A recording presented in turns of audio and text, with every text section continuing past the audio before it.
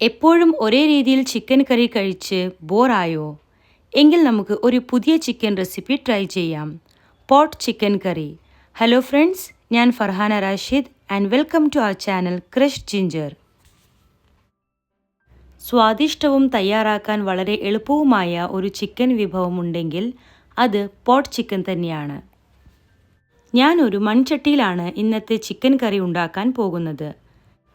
1/3 cup നെയ്യും 1/3 cup cooking ഓയിലും ഒഴിച്ച് നന്നായി ചൂടായതിന് ശേഷം 2 ടേബിൾ സ്പൂൺ ഇഞ്ചി വെളുത്തുള്ളി പേസ്റ്റ് ഇട്ട് നന്നായി ഫ്രൈ ചെയ്യണം.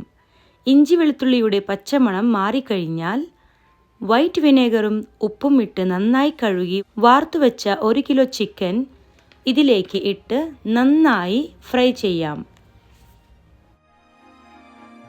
ഇതുപോലെ ചിക്കൻ്റെ കളർ മാറിയതിന് ശേഷം 4 വല്യുള്ളി ചെറുതായി അരിഞ്ഞത് ഇതിലേക്കിട്ട് ഉള്ളി നന്നായി കളർ മാറുന്നത് വരെ ഫ്രൈ ചെയ്യണം.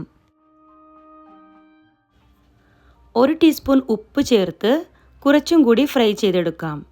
4 പച്ചമുളക് ഇതിലോട്ടിടാം. ഒന്നും കൂടി മിക്സ് ചെയ്ത് 5 മിനിറ്റ് നേരം അടച്ചു വെച്ച് ചിക്കൻ വേവിക്കാം. ഇടയ്ക്ക് 1-2 പ്രാവശ്യം ചിക്കൻ ഒന്ന് ഇളക്കി മറിച്ചിടാം.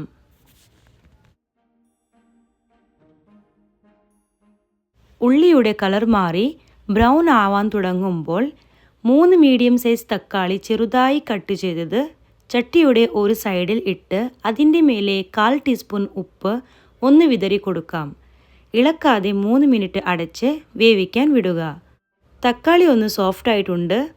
ഇനി ചിക്കനെയും തക്കാളിയെയും നന്നായി മിക്സ് ചെയ്ത് തക്കാളി നന്നായി വെന്തുടയുന്നത് വരെ കുക്ക് ചെയ്യാം. തക്കാളി നല്ലതുപോലെ വെന്തിട്ടുണ്ട്. ഇനി ഇതിലോട്ട് നമുക്ക് കുറച്ച് മസാലകൾ ചേർക്കാം. 1/2 ടീസ്പൂൺ മഞ്ഞൾപ്പൊടി, 1 ടീസ്പൂൺ മുളക് പൊടി, 1 ടീസ്പൂൺ മല്ലിപ്പൊടി, 1 ടീസ്പൂൺ ജീരകപ്പൊടി, 1 ടീസ്പൂൺ ഗരം മസാല എല്ലാം ഇതിലേക്ക് ചേർത്ത് നന്നായി മിക്സ് ചെയ്യാം.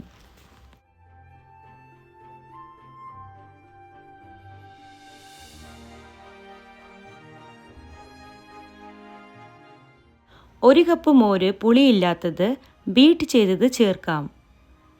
ലോ ഫ്ലെയിമിൽ മോരും മസാലകളും ഒന്ന് നന്നായി മിക്സ് ചെയ്ത് കുറച്ചു നേരം കുക്ക് ചെയ്യണം. ചിക്കനും മസാലകളും മോരുമെല്ലാം നല്ലതുപോലെ കുക്കായിട്ടുണ്ട്. ഇനി ഇതിലേക്ക് നമുക്ക് 1/3 കപ്പ് ഫ്രഷ് ക്രീം ചേർക്കാം.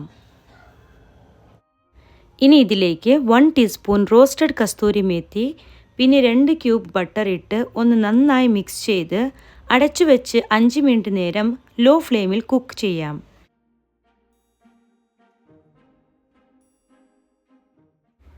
ഞാൻ വെള്ളം ചേർക്കാതെയാണ് ഈ ഗ്രേവി ഉണ്ടാക്കിയിട്ടുള്ളത്. ഇതുപോലെ തിക്ക് ഗ്രേവി ഉണ്ടെങ്കിലേ കഴിക്കാൻ നല്ല രുചി ഉണ്ടാവുകയുള്ളൂ. 5 മിനിറ്റ് ആയിട്ടുണ്ട്. ഇനി നമുക്ക് ചിക്കൻ തുറന്നു നോക്കാം.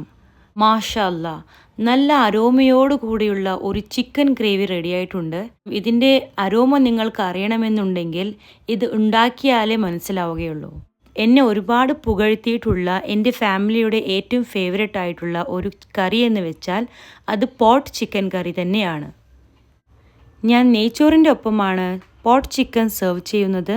ഈ കറി നിങ്ങൾ പൊറോട്ട, ചപ്പാത്തി, പത്തിരിയോടൊപ്പം ഉണ്ടാക്കി കഴിക്കുക, എൻജോയ് ചെയ്യുക. If you like this video, please like, share and subscribe to our channel. Thanks for watching.